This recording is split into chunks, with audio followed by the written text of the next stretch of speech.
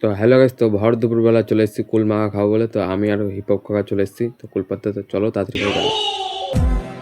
তো গাইস, যেখানে কুল পাড়ার জায়গা সেখানে চলে এসেছি। তো এই পাড়ে যেতে হবে, বেড়াতে ঘেরা রয়েছে। তো ওই দেখো কুল গাছ, এর ভিতরে এখন ঢুকতে হবে। তো চলো ঢোকা যাক। বেড়া লাভ দিয়ে তো ভিতর ঢুকে গেলাম। আমি আর হিপহপ কাকা ঢুকতে চলে এসেছি। তো এই দেখো কুল গাছটা, আর সেই টেস্ট আর ডাসা ডাসা কুল গাইস। চলো ততক্ষণ পাড়তে থাকি। হিপহপ কাকারে বললাম তো মার পাটপুরি দে, তো পাটপুরি দে পড়ছে না। আমি মেরে দেখি এবার কি হয়। হচ্ছে এরকম সাইজ, এটা একটু ফেটে গেছে। তো এই পাশটা যেতে হবে, অনেক কুল আছে গাইস। হিপহপকে বললাম কাকা মার তাড়াতাড়ি মার।